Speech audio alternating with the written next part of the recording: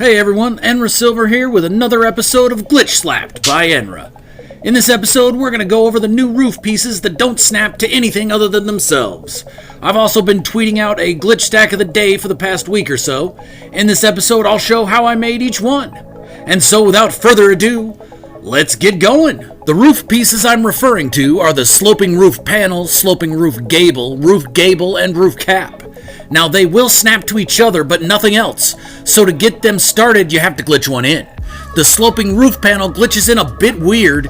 It comes in centered on the connection point, which means its base is a quarter of a floor panel offset from the glitch point. So you need to adjacency from a full floor to a small floor and set your glitch point on the edge of the small panel closest to the edge of the large panel. Then when you glitch in the sloping panel, its edge is now merged with the edge of the floor panel.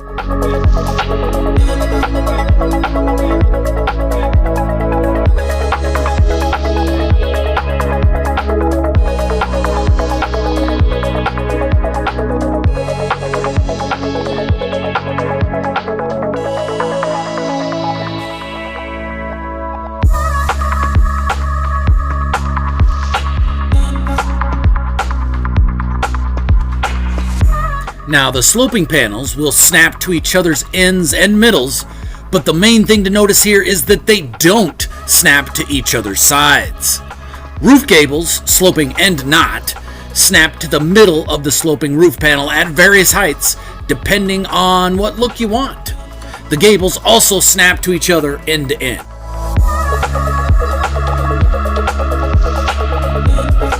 The roof caps will snap to the sloping gables, but they're always offset by a little bit, so it's a bit frustrating.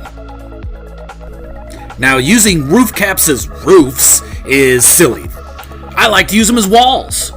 So in order to do this, you need to create glitch points on the side of floor panels by reverse wire glitching from a short wall, anchoring that wire towards the edge, then reverse wire glitching from a small wall on the same side, anchoring the wire towards the other side, connecting the 2 points and deleting the anchor wires. Now you can glitch the roof cap onto the middle point, snap another one on top, delete the first, and now you have a roof cap as a wall. The gap at the top and bottom can be closed with roof gables like so.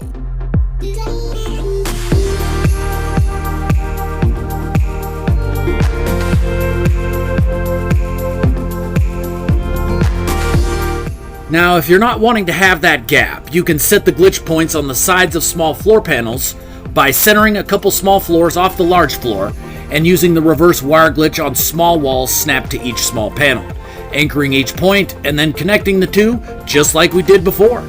Now when the roof caps glitch in and you replace the full-size floor, there's no gap. You can even still snap in the gables if you want.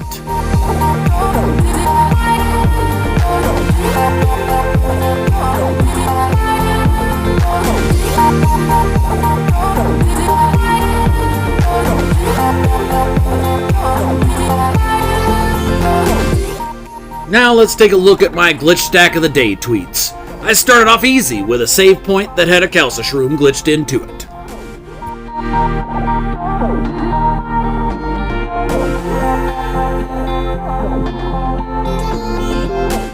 Next day was a blast door design, a power door with a large glass panel glitched into it. The key here is to use the connection points on the power door itself.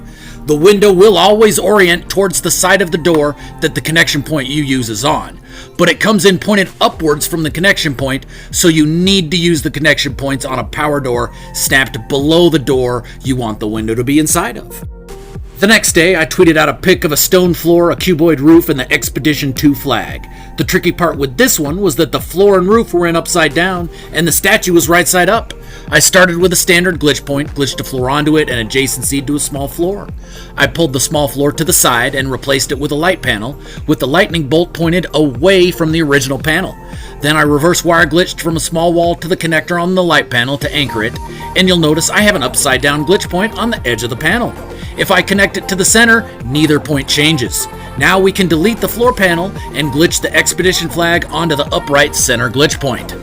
Now, if we delete the original wire, leaving the wire we ran from the upside down glitch point to the center, if we look at the center glitch point, now it's upside down. All we need to do is glitch in the floor and cuboid roof, and voila!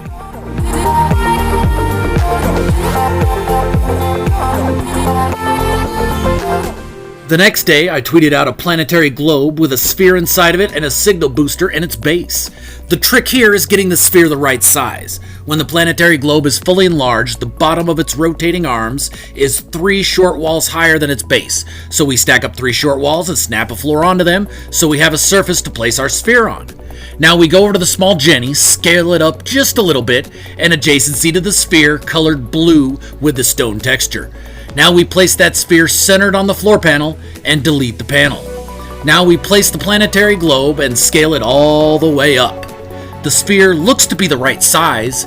Now we just have to get it placed centered. Once that's done, we glitch a signal booster onto the bottom connector and we're done.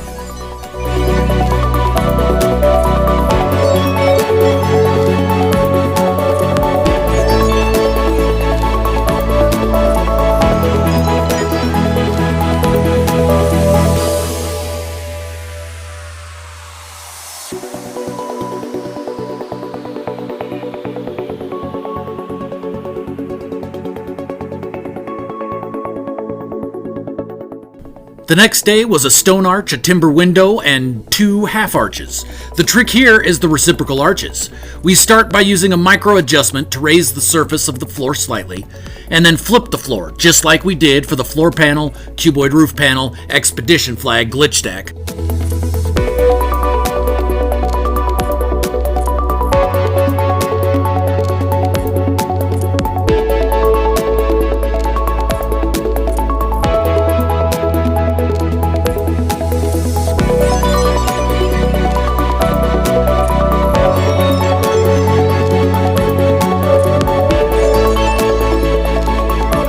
Once we have an upside down glitch point just slightly higher than original, we glitch a floor onto it, snap a wall onto the floor, and another floor above the first.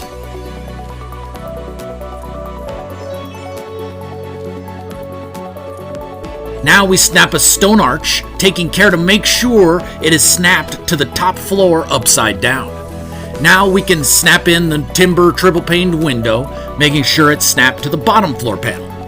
At this point, the game will no longer allow us to green state full walls or anything of equivalent size into this spot. It will allow us to snap 2 half walls or anything of equivalent size, so we can snap 2 half arches, making sure they're snapped to the bottom floor, and it gives us the same look as a full arch.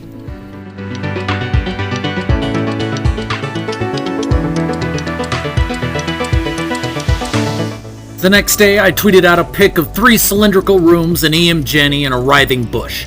This was the day Beeblebum released his Size Anything tutorial, so I was playing around with size and stuff and was trying to stack prefabs.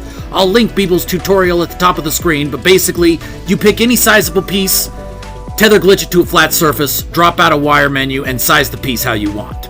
Then with the piece still active, wire glitch, and this will place a sized wire. Now pull up the piece you want to size, cylindrical rooms in this case, and hit square and triangle on PS. I'll pop the other system's buttons up on the screen now. This puts you in the wire menu. Go to your sized wire and duplicate it. Now place one end on a flat surface and drag the other end to the point you want your piece to glitch in on. Now simply do a wire glitch and the piece gets placed, only with the size of the wire. So I made the smallest wire possible and used it to make the smallest cylindrical rooms possible, then stacked them 3 tall on the tip of a wire. I am so glad wires got their physical presence again. Since anything size glitched has to be free placed, I had to play around with placement until I got each room lined up. I then glitched an EM Jenny onto the connection point and followed it with a writhing bush. I then wired up all 3 prefabs and attached them to the EM Jenny. This lit things up real nicely.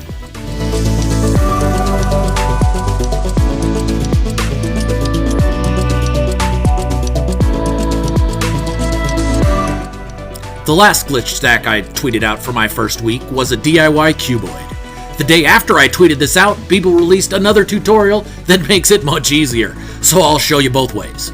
My way was to start with a quad paver, since these are the same size as cuboids. I dropped it down by a full wall and a short wall, and then I used a micro adjustment to raise it by 1/16 and snap a second quad paver onto it.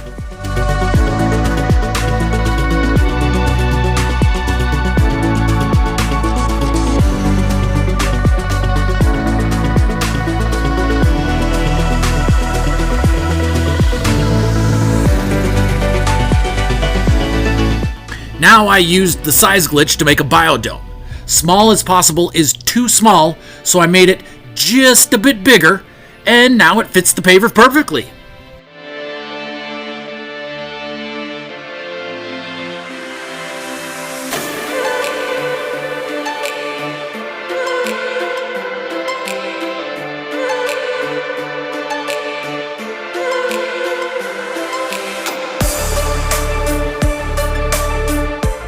I line up its 4 connection points with each side of the paver and place it on top.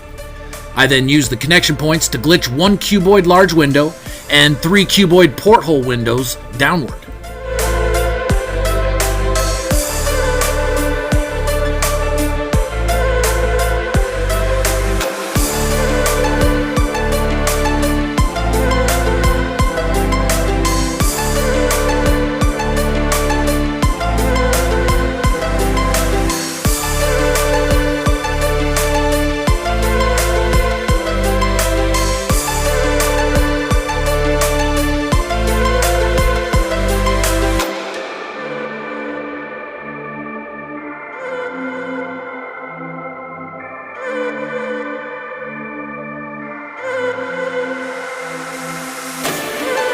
I then set a glitch point in the center of the bottom paver and delete the large window.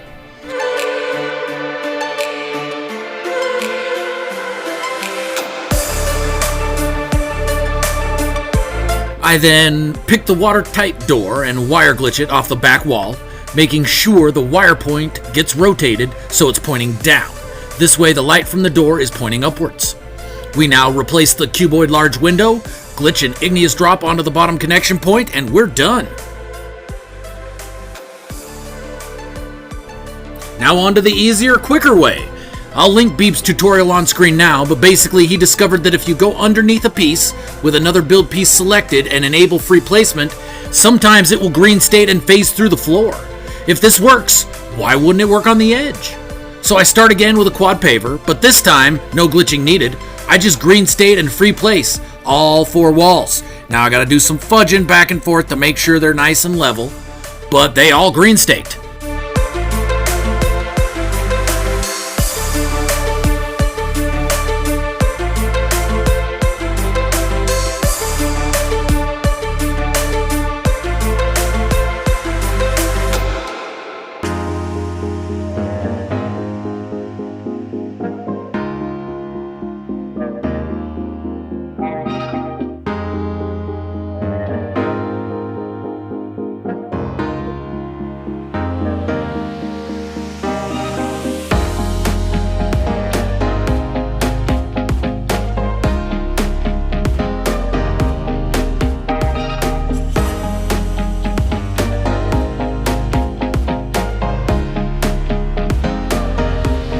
Now I go up a wall and a whole short wall, snap a floor and a paver to the floor.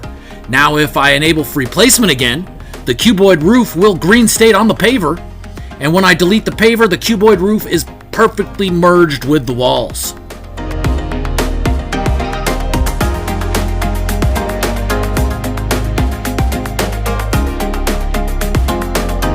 Now I add in the watertight door and igneous drop just like I did before, and there we go. This is definitely a quicker way to make this glitch stack. Well, that's going to do it for this episode of GlitchSlapped by Enra. Thank you so very much for watching. I hope you found something useful. If you did, feel free to hit that subscribe button. Also, follow me on Twitter, EnraSilver1108, to see more glitch stacks of the day. This has been Enra Silver, and until next time, don't eat yellow snow.